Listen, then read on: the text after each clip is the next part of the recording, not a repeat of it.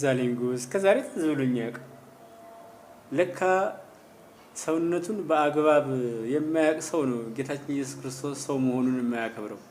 ጌታ አምላክነቱን በክብር አስቀምጦ እኛን ከፍ ለማድረግ ሰው ሆነ። ምክንያቱም የሰውን ሰውነት የት እንደወደቀ ስላወቀ በአምላክነቱ ሊያነሳ በመለኮት ቃል ቢናገር በአምላክ ቃል ቢናገር ስለማይገባን በሰው ቃል ተናግሮ ሰው ሆኖ አዳነን። ዛሬ አሁን የክርስቶስን ሰው መሆን የሚታገሉት አይሆንም የጻድቃንን ኩነና የሚገቡ ሰዎች እንዲህ አይነት ሰዎች ናቸው። ሰውነታቸውን በአግባቡ የማይረዱ ሰዎች። ሰው የራሱን ሰውነት ታልተረዳ ክብሩን ማለት ነው ከመላእክት ከፍ አደረገው የሚለው እኮ ሰውን ነው። ከመላእክት ከፍ አድርጎ እሱ ሰው ሆነና እኛንም ከአጋንንት በላይ ከፍ አረገን። አሁን በዚህ ፔጅ ይገርማችኋል። በዚህ ገጽ ሰው የሆኑ አጋንንቶች ክርስቶስ ሰው ሆነ ከሰው ተወለደ ሲባል አይመቻቸው፣ ያሳዝናል። እናዝናለን። እኛ ግን ይህን ሰውነት ከፍ ስላደረገልን ጌታ ሰው ሆኗል፣ ሰው አድርጎናል፣ ወንድሞቼ ብሎናል። ለኛ ወንድም እሱ ሆኗል።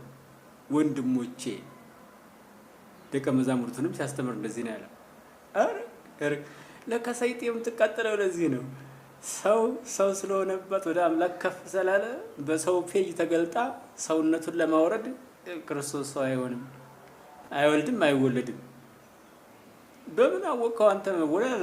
አንተ መጀመሪያ የሰው ቃልና የአምላክ ቃል ሳትለይ የክርስቶስን ሰው መሆን ተተረዳ ሰውነትን ታከብራለህ። ሰውነትን ታወቅህ የክርስቶስን ሰው መሆን ታከብራለህ። በክብሩ ከፍ ማለቱ ደስ እንደሚልህ እርግጠኛ ነኝ። ምክንያቱም ማንም መዋረድን አይፈልግም፣ ከፍ ማለትን ይፈልጋል። ስለዚህ ሰውነትን አዋርደህ ከፍ ማለት አይቻልም። ጌታ ሰውነትን ከፍ አድርጎታል በክብሩ።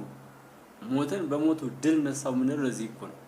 ስለዚህ ሰይጣን ሰው ሆነና በረግማን በሟርት በጨሌ በተለያዩ ጣዖት አማልክቶች ተወለደና ሰው ሲሆን አሁን ክርስቶስ ሰው አይሆንም።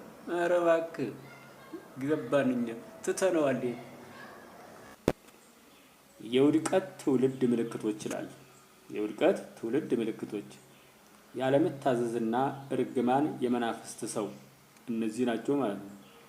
ነገር ግን የአምላክህ የእግዚአብሔርን ቃል ባትሰማ ዛሬም ያዘዝሁህን ሥርዓቱንና ትእዛዙን ሁሉ ባትጠብቅ ባታደርግም እነዚህ መርገሞች ሁሉ ይመጡብሃል ያገኙህማል ይላል። ዘዳግም 28 ቁጥር 15 ላይ እዩት። ከክፉ መንፈስ ጋር ተወልዶ ማደግ ኑሮ በክፉ መንፈስ በኩል ሲጀምር በዜግነት ሂደት ላይ የሚኖረው የህብረተሰብ ሚና ውሎ አድሮ ዘመን ካለፈ በኋላ ሲገለጥ የሚታየው የተሰራውና የተከናወነው ሁሉ ወደ አዘቅት የሚወርድ በፈተና ላይ እንደገና ፈተና ፈጥሮ እርባና ቢስ እድል በማምጣት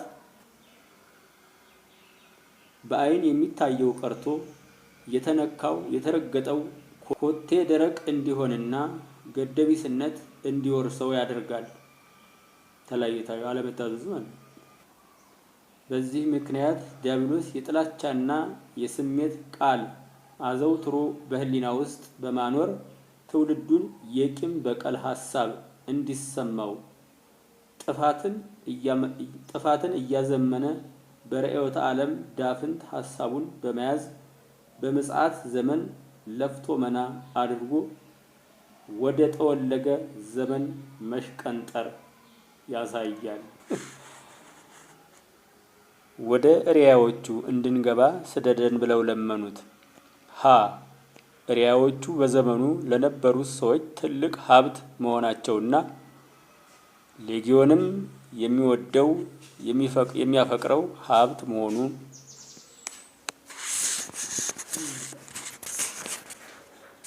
አቤት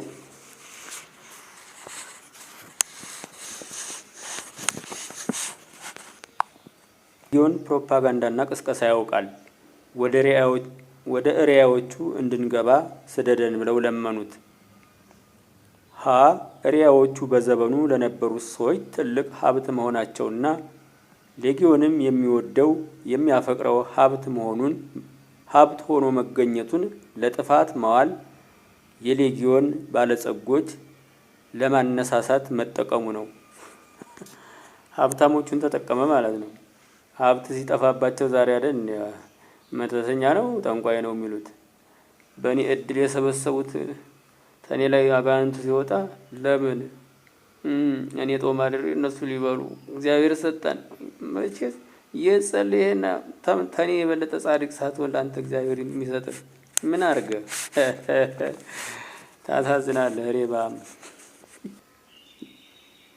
የሌጊዮን ሰዎች እሪያዎችን ሲያጡ በክርስቶስ አጠገብ ደርሰው ሀብታችንን በአንተ ምክንያት ስላጣን ከሀገራችን ውጣልን ሂድልን ብለው ለሌላ ሰው በክርስቶስ እንዳይፈወስ ክርስቶስን ከሌጊዮንና ከጌርጌሴኖን በአስቸኳይ በጥድፊያ ከዳነው ሰው ጋር አስወጡ።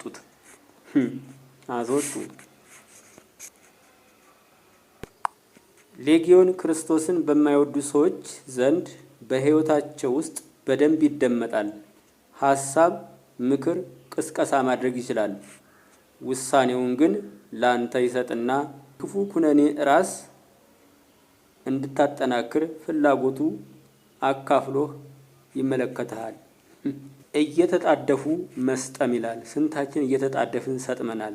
መድኃኔዓለም ክርስቶስ ከሌጊዮኑ የመቃብር ነዋሪ ሰው ላይ ያወጣቸው አጋንንቶች የእሪያ መንጋዎቹ እያሳበዱ ሲያወጧቸው ጌታ አምላክ ዝም አለ። ለምን? የጥልቁም ሲሳይ ሆነው አለቁ። እግዚአብሔርም ዝም ሲል አጋንንቶች በላይህ ላይ ይዘምታሉ። አለኝ ያልከውን የደከምክበትን ልብና ሕሊናህን ያርፉበታል። በተፈጥሮ ዓይንህ ያረፈበትን ብዙም ይሁን ትንሽ ጥፋት ያርፍበታል። ትመኛለህ፣ አታገኝም። ታስባለህ፣ አይሳካም። ምን ዋጋ አለው ትላለህ? እግዚአብሔርን ያላስቀደመ እግዚአብሔር ያለውን ያልሰማ ምን እንዲሆንለት ይጠብቃል? ሰው በተፈጥሮ ኃጢአት የለበትም። ሰውን የፈጠረ እግዚአብሔር ነው። እግዚአብሔር ደግሞ ንጹሐ ባህሪ ስለሆነ የሚፈጥረው ንጹሐ ባህሪ ነው። በተፈጥሮ ሳይሆን ሰው በስራው ነው የሚረክሰው ኃጢአት የሚሰራው። እናም እግዚአብሔር በንጹህ የፈጠረውን ሰው ቢመስለው ምንድነው ውርደቱ? ብዙዎች እግዚአብሔር ሰው አይሆንም፣ አይወልድም፣ አይወለድም ይላሉ። በምን አወቁ መወለድ አለመወለዱን? ማን ነገራቸው? በምን ቋንቋ ሰሙ? እኛ አብ ወልድ መንፈስ ቅዱስ አንድም ሶስትም ብንል በነቢያት ተነገረንታል። ነቢያት በሰው ቋንቋ ሰምተው ለኛ በሰው ቋንቋ ነገሩን። መላእክትም እንዲሁ ነገሩን። እነዚያ ደግሞ አይወልድም አይወለድም የሚሉ ሰዎች በምን ሰሙ? እኛ የሰማነውን እነሱ ለምን አልሰሙ? እነሱ የሰሙትን እኛ ለምን አልሰማንም? ይሄ በሰዎች መካከል በመርከስና በመውረድ ወይም አጋንንት በመሆንና በመምሰል ያለ ልዩነት ነው። ለምን? ሰው ፍጥሩ በእግዚአብሔር እጅ በንጹሐ ባህሪ የተፈጠረ ስለሆነ በፍጥረቱ ንጹህ ነው። እግዚአብሔር በሱ ሊገለጥ ይችላል። ደግሞ የበላይ እግዚአብሔር እስከሆነ ሰው ሆናለሁ ታለ አምላክነት ዝቅ አትልም የሚለው እኔ ወድጄ ሰው ሆናለሁ ሰዎችን ወንድሞቼ ብሎ ታከበረ አይደለም ቢል በምን ማረጋገጫ? እስተነፋሱ የእግዚአብሔር ነው። የሰው ሰውን ከምድር አፈር ሰራው አይደለም የሚለው እግዚአብሔር በአፍንጫውም እስተነፋስ እፍ አለበት፣ ሰውም ሕያው ነፍስ ሆነ።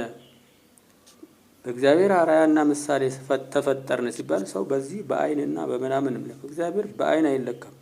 በሀብቱ በስራው በስልጣኑ ነው እኛ እሱን የምንመስለው። ለምን? እፍ ያለብን እስተነፋስ ኢየሱስ ስለሆነ በሱ ነው እኛ የምንመስለው፣ በማሰብ ነባቤ በመሆን። ሰዎች ብዙውን ጊዜ በዚህ በሚጠፋው አካል መስሉትና እንዲህ ነው እንዲያ ነው ለዝም ጋር የምትጨቃጨቀው። እግዚአብሔር ሰማይና ምድር ሲፈጠር የት ሆኖ ፈጠረው ቢሉ መልስ የለም። እና ታዲያ ለምንድን ነው የራስን ትርጉም እንዲነግሩ እንትን የምትለው? አንተ ያልከውን እንዲሉልህ ሰው ያለውን ማን አንተ? አይደብርም እንዴ? ይደብራል ማለት ደግሞ ይደብራል አይደል? ይደብራል።